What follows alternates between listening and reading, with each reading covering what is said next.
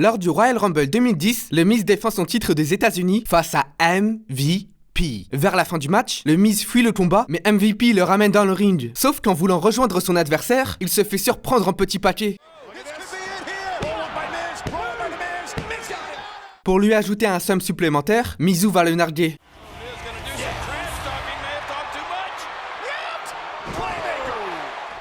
Le Royal Rumble sera le dernier match du pay-per-view. MVP entre en 14e position, mais pour se venger de ce qu'il a subi après leur match, le Miz l'assomme en utilisant son titre. MVP se retrouve désormais en position Yamcha. Carlito est le prochain à faire son entrée, puis vient le tour du Miz. Le Miz va pulvériser Carlito, puis il s'en prend à John Morrison.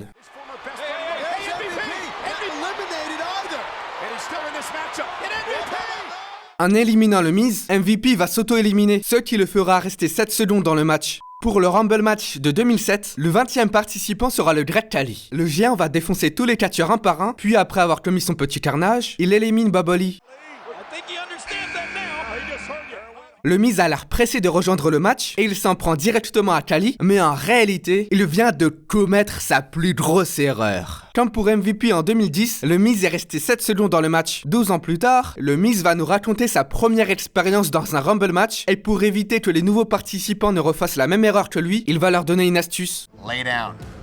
Don't move. It's that simple. Don't be a hero. Lay there.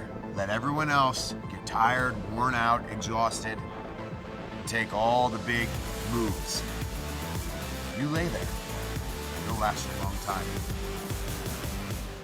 En 99, Gilbert fait son entrée en numéro 6. Il va taper la pose devant la caméra, mais en ne surveillant pas ses arrières, il vient de commettre une très grosse erreur. Gilbert est resté 6 secondes dans le match. Le parrain fait son retour à la WWE lors du Royal Rumble de l'année 2013. Mais aussitôt rentré dans le ring, il se fait éliminer par Dolph Ziggler. Le parrain est resté 5 secondes dans le match. Le fait d'avoir rebondi sur la 3e corde lui a permis de ne pas se situer plus bas dans le classement. En 2019, Kurt Hawkins débarque en numéro 9. Afin de durer dans le match, il utilise la stratégie du Miz. Lay down.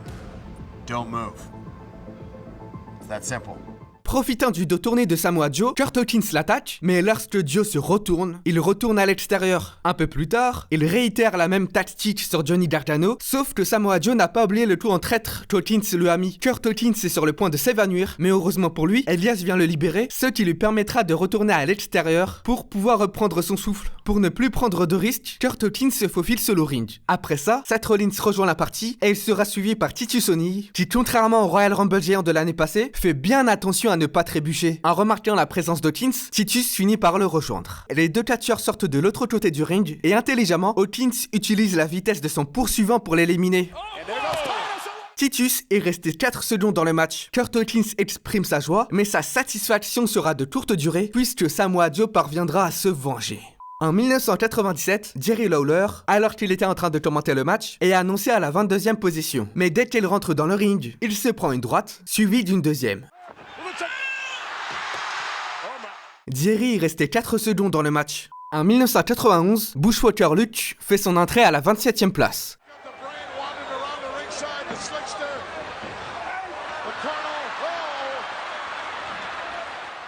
Luke est resté 4 secondes dans le match. Dans une interview que je vous mettrai en description, Bushwhacker Luke relève que l'idée de ce spot provient de Pat Patterson. Et plus tard dans cette interview, le partenaire de Bushwhacker Luke, qui est Bushwhacker Butch, enfin, je voulais dire, Bushwhacker Butch, nous dévoile que pour les Rumble de 89 et 91, ils ont été payés au même montant alors qu'il est resté bien plus longtemps en compétition. En 2015, Titus O'Neil entre à la 26e position. Il a l'air chaud bouillant, mais lorsqu'il rentre dans le ring, il se fait refroidir par Reigns et Ambrose.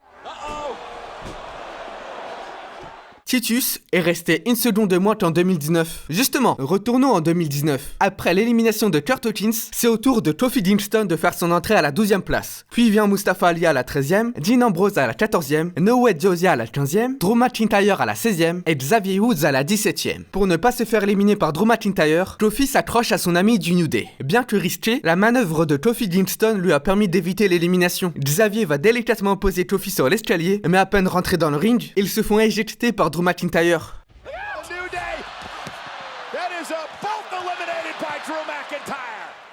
Xavier Woods est resté 3 secondes dans le match. Lors des Survivor Series 1994, Bret Hart défend son titre de la WWF face à Bob Backlund. Les parents de Bret et d'Owen seront présents pour assister au match. Vers la fin du match, Bret Hart place son sharpshooter. Owen Hart va vouloir venir casser la prise, mais le British Bulldog ne va pas le laisser interférer dans le match. Après avoir fait le tour du ring, Owen parviendra à toucher Bret.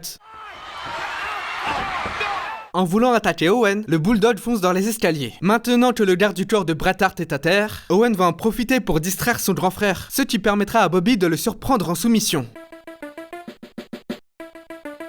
Voyant que le champion ne veut pas abandonner, Owen va demander à leur mère d'abandonner à sa place, permettant ainsi à Bob Backlund de remporter le titre. 2 mois plus tard, lors du Rumble match de l'année 95, Owen Hart entre en 11e position, mais avant même qu'il ne puisse rentrer sur le ring, il se fait lâchement attaquer par Bret Hart. Après bien l'avoir défoncé, Bret Hart se retire dans les vestiaires. Owen va vouloir se venger sur l'ami de Bret Hart, mais ce dernier l'expulse en dehors du ring. 5 positions plus tard, Mo fait son entrée dans l'arène à la 16e place, et il se fait éliminer de la même manière qu'Owen Hart.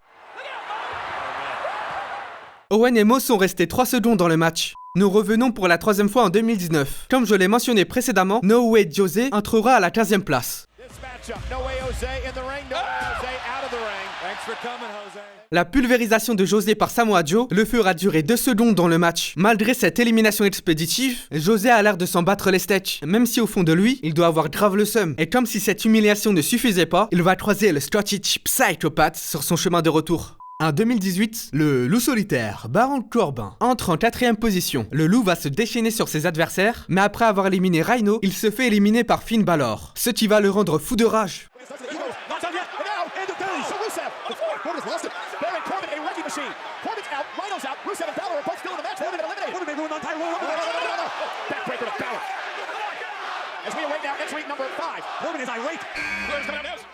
Heath Slater est le prochain catcheur à faire son entrée, ce qui donnera à Corbin une occasion supplémentaire de décharger sa frustration. Le prochain participant n'est nul autre que Elias. Sur son chemin, il va piétiner Heath Slater, qui se retrouve dorénavant en position Yamcha. Andrade Cien est le suivant, et il va lui aussi le shooter. En 8e position, Bray Wyatt se dirige droit vers Heath Slater, qui, malgré son état, a toujours la volonté de combattre.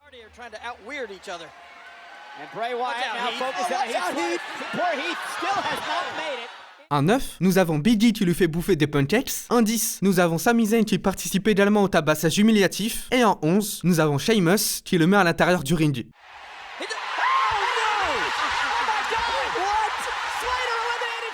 Sheamus vient de se faire éliminer en 2 secondes. Sheamus est choqué. Comment une superstar de son calibre a-t-il pu se faire aussi facilement éliminer par un jobber? Parce que va te faire foutre. Heath Slater est en train de savourer son élimination, mais en baissant sa vigilance, il vient de commettre une très grosse erreur. Un autre catcheur qui subira une élimination en 2 secondes est le chef de gare lors du Royal Rumble 1989. Ce record de 2 secondes sera battu 20 ans plus tard par un homme, que dis-je, une légende, qui parviendra à se faire éliminer au bout d'une seule seconde. Numéro. Oui, il est décidé. Hein. Il est décidé. 28, je sais pas comment on dit, coup de la consolage. Santino Marella. Pousse, ça n'est pas commencé. Dans un article que je vous mettrai en description, Santino explique qu'il avait l'intention de battre le record de l'élimination la plus rapide dans un Royal Rumble match. Et dans ce même article, nous apprenons que Titus O'Neil était censé battre ce record en 2015, mais il s'est botché. Let's see who AAA is. AAA, you there? Yes. Do you have a video? Hello.